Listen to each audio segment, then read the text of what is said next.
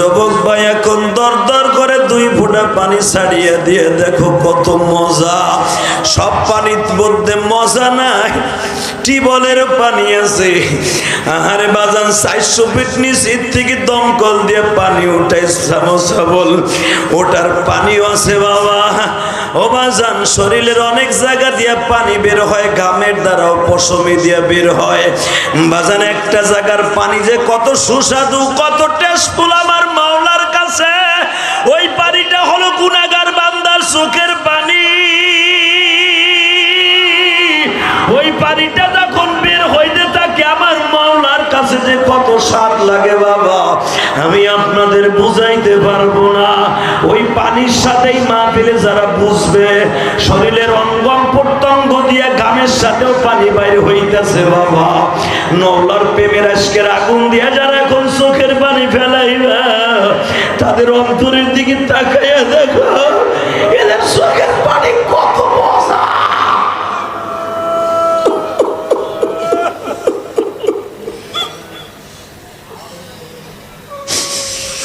বাজার ডে আল্লাহর ওলিদের চোখের পানির চাইতে গুনাহগার চোখের পানির কত দাম তুমি জানো নি গো। গুনাহগার বান্দা যখন মাহফিলে বয়া বয়া কাঁদে, গালটা কাজ করে দিয়ে যখন বুঝাইতে যায় তুমি মাওলা মাফ করে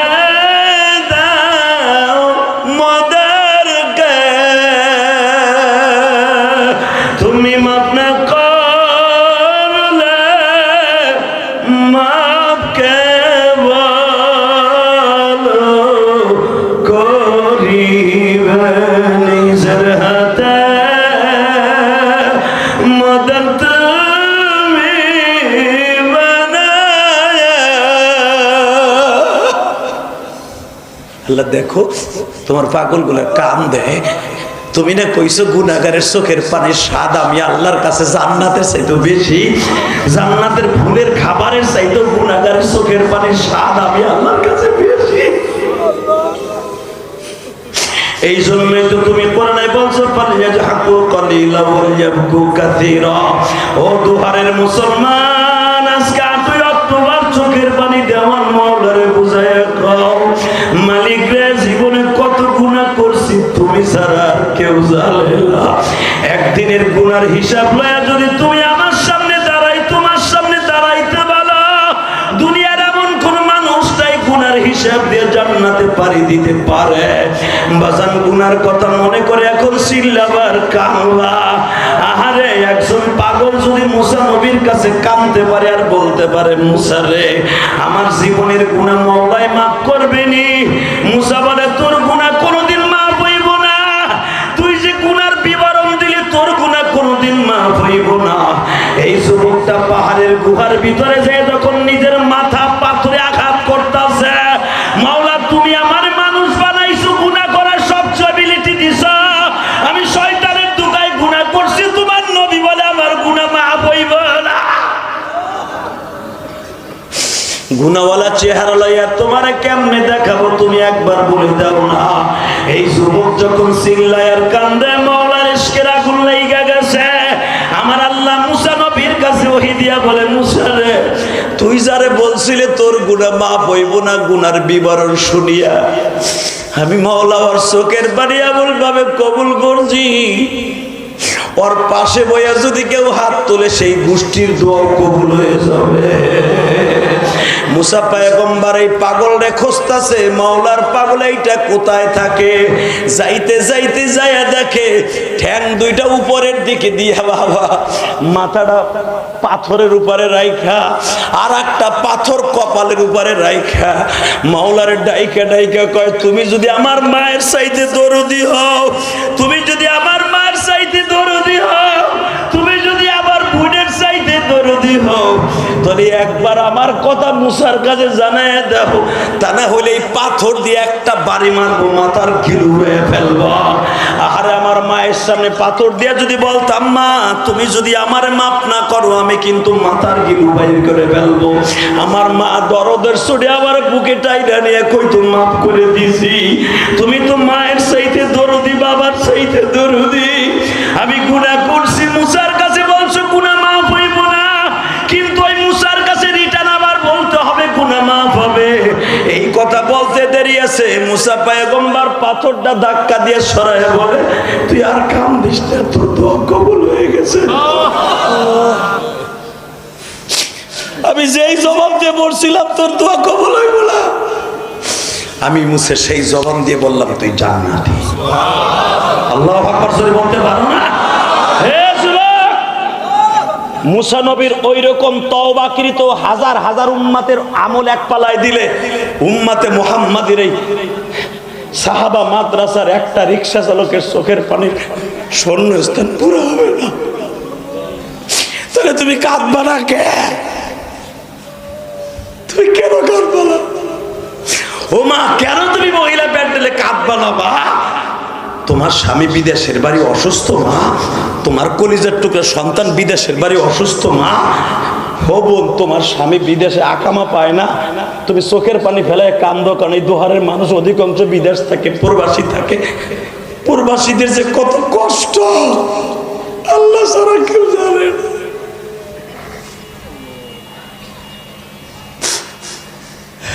মা, ও বোন, প্রবাসীর টাকা ভাঙ্গা ভাঙ্গা নেগুলার দুহার বাজারে খাইতেছ, একবার কি ভাবছো এই প্রবাসীর এই টাকাটা রিয়ালের মধ্যে, এই পাউনের মধ্যে, এই রিঙ্গিতের মধ্যে, এই আমারের মধ্যে তার কত ঘাম বয়ে আছে? তার জন্য কাঁদবা না মহিলা প্যান্ডেলে, কাঁদবা কি নাঙের লাগিয়া? কথা কর না কে? স্বামী বিচারা বিদেশ থাকে, 2 মিনিট বললো গে কথা কয়ে মনের তৃপ্তি মিটাইতে চায়। মগির ঘরে মগি স্বামীর লাগে 1 মিনিট কথা কয় না, আর এক্স বয়ফ্রেন্ডের সাথে ঘন্টার পর ঘন্টা নাঙের লগে কথা কয়। বাটপার হারামি মহিলা, হারাম খুরি মহিলা, কথা কর না কেন? স্বামীর লগে এই মতে 1 মিনিট কথা কবি সোয়াব হবে, আর নাঙের লগে 1 ঘন্টা কথা কবি কপালে জুতার বাড়ি হবে, তোর চেহারার মধ্যে বস পড়া উঠবে, তোর চেহারা কুত্তায় মুতে দেবে। কথা কর না কেন? আগ করে রয়েছে কন কন কন হুজুর, আমার পুতির বইটাই করে ঘরের মধ্যে বই।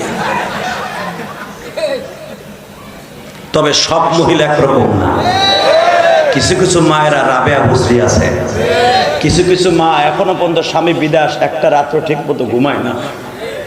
আল্লাহ তুমি আমার আব্দুল্লাহর বাবারে ভালো রাখো, সুস্থ রাখো, শুনছি ওর আকামা নাই। আল্লাহ তুমি তো সবই পারো, আর মালিকের মনটা নরম করে দাও, একটা আকামার ব্যবস্থা করে দাও। আছে না বহুত মা বোন আছে, কষ্ট হইতেছে। আর মাত্র 6 মিনিট কথা কম, 6 ঘন্টা। আজকেই তো আমার ওয়াজ শেষ, আগামীকালকে তার আমার ওয়াজ নাই। হ্যাঁ যে তাহলে 6 ঘন্টা কেমনে হয়?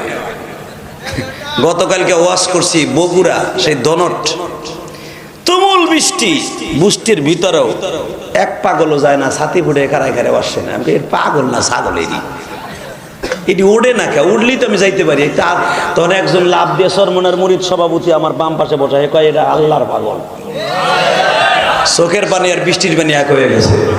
ওই দেখেন মিডিয়ায় ওয়াজটা ছাইড়া দিয়েছে, কি অ্যাড দিয়েছে কি থাম্বনেল জানেন? চোখের পানি আর বৃষ্টির পানি বগুড়ার ধনটা এক হয়ে গেছে। দেখেন না আজকে ওয়াজটা, কালকের ওয়াজটা ছাইড়া দিয়েছে ইউটিউবে। আমি আজকে এই মাদ্রাসায় বইয়ে দেখতেছিলাম এই ওয়াজটা, দেখাইলো একজনে, তখন আমি ভাবতেছিলাম কথা তো ঠিকই, চোখের পানি আর বৃষ্টির পানি কালকে এক হয়ে গেছিল। আল্লাহর পাগলরা দাঁড়াই দাঁড়ে ওয়াজ শুনছে, মেগুলায় দেখেন এই যে সাহাবা মাদ্রাসায় বইয়া আল্লাহর পাগলরা যুবক ভাইরা কত সুন্দর দাঁড়াইয়া ভদ্রচিত ভাষায় আওয়াজ শুনতেছে, যুবক রে এই মাহফিলটা তোমার জন্য নাজাতের উসিলা হয়ে যাবে ভাই। আল্লাহু আকবার জোরে বলতে পারেন না? হাত উৎসাহ করে আল্লাহর জোরে একটা ডাক দেন তো, ডাক দেন, ডাক দেন, ডাক দেন। এই দোহার মেগুলার ভাইরা ডাক দেন, 7 অক্টোবর 8 অক্টোবর দাও, ডাক দাও। আল্লাহ কিছু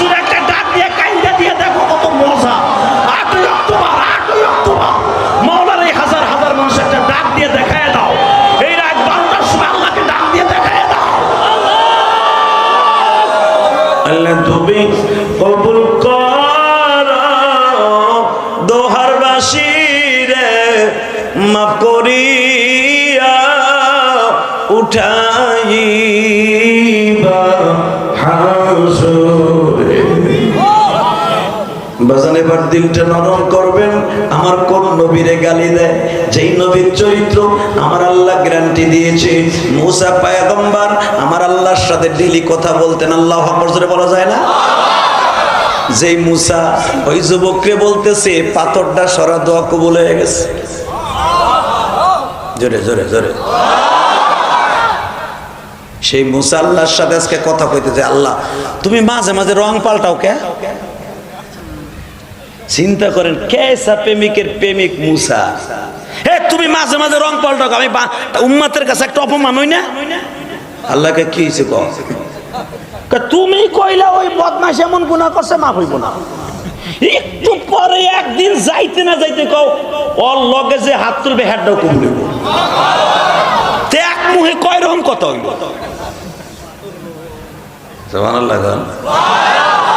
মুসার লাগে আল্লাহকে যে কি একটা সম্পর্ক ছিল রে ভাই। আল্লাহ জিগাইতো মস্করা করে একদিন একটা, মুসা তোর হাতে কি? মুসা শুরু করতো বাইরে ভাই তাফসির বাইনা সতর হাসিয়া মাসিয়া শুদ্ধা শুরু করতো। তাফসির কারে কয়? খালি একবার কইছে তোর হাতে কি? হাতে লাডি। আর কিছু জিগায় না লাডি দিয়ে করস কি? কয় হাতে লাডি, এইটা দিয়ে পাতা পারি, এইটা দিয়ে বালিশ বানাই ঘুমাই, এইটা দিয়ে টেক লাগাই ঘুমাই, এইটা দিয়ে আবার নদীতে সাইডা দিয়ে রাস্তা বানাই হাইটা যাই, এইটা দিয়ে আবার কোনো পুষ্করিতে পানি না থাকলে গুতা দিয়ে পানি বাইর করি, এইটা দিয়ে আবার পাথরে গুতা দিলে পানি বাইর হয়। যখন আবার আমার ক্লান্ত হয় এইটারে বিছনা বানাই ঘুমাই। আমি আর রজি করব না, না করব না। এই আওয়াজ রজি বলি। আল্লাহ পিছনে যারা দাঁড়াই রে সরার আওয়াজ দেয় না, আগো বাড়ি ঘর তুমি চিনো। Ready ready. আল্লাহ কে তোর জিগাইছে একটা এত কথা কসকে, এবার কানবা। আল্লাহ আমি জানি তোমার আর কোনো কাজ নাই, খালি বান্দাগো লইয়া খেলাই তোমার কাজ। তোমার খাতা কলম নাই, কিছু লেখাও লাগে না। দুনিয়ার প্রেসিডেন্টটা তো রেকর্ড করে লেখা লাগে, লিখে রাখা লাগে, টিক দিয়ে রাখা লাগে। তুমি এমন একজন বাদশা, তোমার কিছু লেখা লাগে না, তোমার কলম এমনিই চলে, এমনিই চলে, এমনিই চলে। নুন ওয়াল কলামি ওয়া মা ইয়াসতুরুন আতা বিনি'মাতি রাব্বিকা বিমাজনুন। নুন ওয়াল কলামি ওয়া মা ইয়াসতুরুন। তোমার কলমে এমনি চলে, কারো কোন লাগে না। আমি জানি তোমার সাথে যদি কথা দিয়ে একটু বসা করে এরকম যায়। আমি তো মুসা একা বান্দা না, তোমার সারা দুনিয়া বইরে বান্দা। তুমি যখন এই বান্দাদের মধ্যে আমার একজন আপন করে কইছে তোর হাতে কি, তোর মনে মনে ভাবছি তুমি বুঝি এখন ইরাক থেকে চলে যাবা, এমানের দিক মুখ করে জিগাইবা তোর হাতে কি। আমি চিন্তা করলাম একটা জিগাইছে, আমি 100 কথা কইয়া যদি আল্লাহ আমার দিক চাইয়ে তাই, এই আশায় আমি এত কথা কইছি।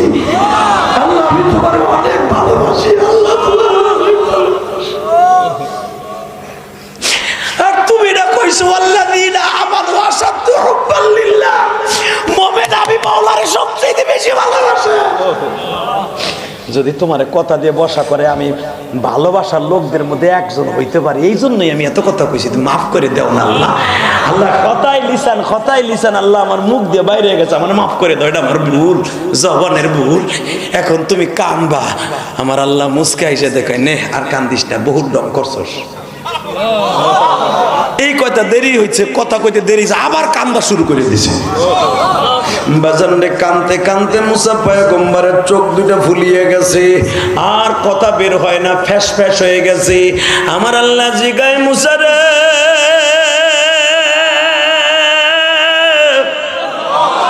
এক কথায় যদি এত কানতে পারোস রে মুসা,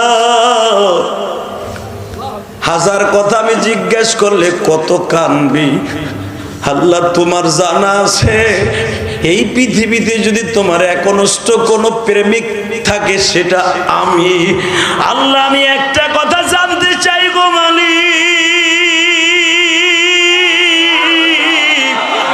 আমি মুসা এক রাত্র না ঘুমাইলে পরের রাত্রে দাওয়াত ও তাবলীগের কাজ আর করতে পারি না, কিন্তু তুমি মালিক আউয়ালিহি ওয়া আখিরি ওয়া যাহিরি ওয়া বাতিন, তুমি সেই শুরু থেকে শেষ পর্যন্ত এখনো পর্যন্ত কোটি কোটি বছর চলিয়ে গেছে, একটা সেকেন্ডের জন্য ঘুমাও না। লা তাখুযুহু সিনাতুন ওয়ালা নাওম, জীবনে একটা তন্দ্রাও তুমি দাও না। তুমি কেমনে এই পৃথিবী ঠিক রাখো না ঘুমাইয়া একটু বলো না। আমার আল্লাহ বলে মুসা রে, আমি না ঘুমাইয়া কেমনে দুনিয়া ঠিক রাখি, আমি ঠিক থাকি শুনবি। আমি না ঘুমাইয়া দুনিয়া কেমনে চালাই তাহলে শুনবি। কয় হ্যাঁ, অ্যানসারটা যদি নিতে হয়, উত্তর নিতে হয়, আগামীকালকে 2 গ্লাস পানি লইয়া সারা রাত দাঁড়ায় থাকবি। বাজান এখন চিল্লাবার কান্দা, আমার আজকের আল্লাহর আশেক কয়জন আছো? মুসা পয়গম্বর 2 গ্লাস পানি লইয়া দাঁড়ায় থাকবি, কালকে 10টায় আবার তুর পাহাড়ে আমার সাথে পানি লইয়া দেখা করবি।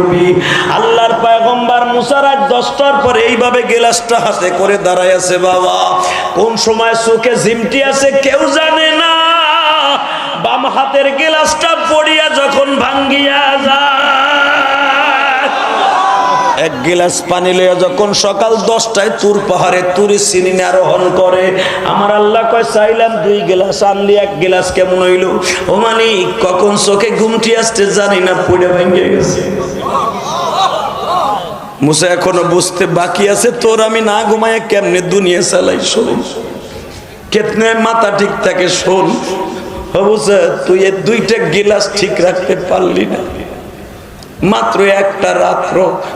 আমি মওলা যদি একটা রাত্র চোখে জিমটি দিতেন, এই আসমান জমিন কখন একাকার হয়ে যাইত কেউ জানত না। মুসা তুই জানোস না, এই যে সাহাবা মাদ্রাসা সানিন রাত 3টার সময় উঠি আমি মওলারে ডাক দিবে, ওই মেগুলা মাদ্রাসার মুহতামিম সাহেব রাত 10টার সময় 3টার সময় ডাক দিয়া বলবে আল্লাহু হাজিরি আল্লাহু নাজিরি। ওই আবুল কালাম সাহেবের ডাক, মেগুলা মাদ্রাসার মুহতামিম সাহেবের ডাক, আব্দুল হামিদের ডাক যদি আমি ঘুমায়া থাকি কে শুনবে? গুনাহগার বান্দাগুলা, মসজিদের ইমাম সাহেব গুলা, সভাপতির ধাক্কা, সেক্রেটারির ধাক্কা, মুয়াজ্জিনরে গুতায় একদিক দিয়া, সভাপতি কেশিয়ার গুতায় আর এক দিক দিয়া। সকালবেলা চাকরি খায়, বৈকালবেলা চাকরি জোরালয়। মসজিদের ইমাম সাহেব গুলা কোন হয়ে গেছে তোমার বাড়ির দারোয়ানের মতো। হে বেটা, ভালো করে বুঝো, মান আকরামা আলিমান কান্নামা আকরামানি। ওই ইমাম সাহেব গরিব মানুষ, 4টা ছেলে মেয়ে নিয়ে চাকরিটা চলিয়া গেলে তার চলতে কষ্ট হয়ে যাবে। বিদায় রাত 12টার সময় 1টার সময় ওইটা মসজিদের রুমের মধ্যে বয়ে বলে, মালিক রে, দুনিয়া আমি কার কাছে নালিশ দিব? সভাপতি আর সেক্রেটারি তারা মামা বাইক না। সভাপতির কাছে গেলে কয় সেক্রেটারির কাছে যাও, সেক্রেটারির কাছে গেলে কয় তুমি কেশিয়ারের কাছে যাও। আল্লাহ, আমি কারো কাছে যাবো না, আমি তোমার কাছে হাত তুললাম। আমি যদি মান আকরামা আলিমান কান্নামা আকরামানি। আল উলামা ওয়ারাসাতুল আম্বিয়া, আমি যদি ওয়ারাসাতুল আম্বিয়া হয়ে থাকি, আমি তোমার কাছে একটা মামলা দায়ের করলাম, তুমি সভাপতি, সেক্রেটারি, কেশিয়ার হেদায়েত দাও। আমার মওলা বলে, তোর চোখের পানি আমি কখন শুনতাম যদি আমি মওলা ঘুমাইয়া থাকতাম। হেফজোখানার ছেলে বাজান, এই মাদ্রাসার হেফজোখানার ছেলেদের কাছে রাত 3টার সময় আসিয়া দেখো, মেগুলা মাদ্রাসায় যাইয়া দেখো, মহিলা মাদ্রাসার রাত 2:30টার সময় হেফজোখানার পাশে দাঁড়াইয়া দেখো, রাত 2:30টার সময় 3টার সময় হেফজোখানার ছাত্র ছাত্রীরা কোরআন শরীফ বুকে নিয়ে কান্দে। আল্লাহ, আমার বাবা গরিব মানুষ, অটো রিক্সা চালায়, আমার লেখাপড়া করায়। আল্লাহ, তুমি আমার বাবারে ভালো রাখো, সুস্থ রাখো।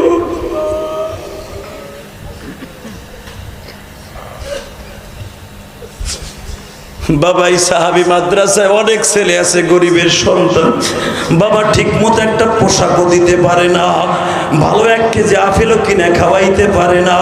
ও বাজান, আমি ইলিয়াসুর রহমান জিহাদিও তো গরিবের ঘরের সন্তান, আমি তো শিল্পপতির ঘরে জন্ম নেই। আমার সন্তান হয়তো এখন বলবে আমি কোটিপতির ঘরে জন্ম নিছি, কিন্তু আমি জিহাদি বলবো আমি গরিবের ঘরে জন্ম নিছি। 570 সাবান দিয়ে কাপড় ধুইছে, ওইটা দিয়ে গোসল দিছি। কোটালীপাড়া মাদ্রাসায় পড়তাম, একটা 570 লম্বা সাবান মাঝখানে সুতা দিয়ে কাটতাম। এই 570 সাবান সুতা দিয়ে কাইটা অর্ধেক টেরাঙ্কে রাখতাম, আর অর্ধেক দিয়ে কাপড় ধুইতাম, গোসল করতাম। তার বেলি বাবা দিল।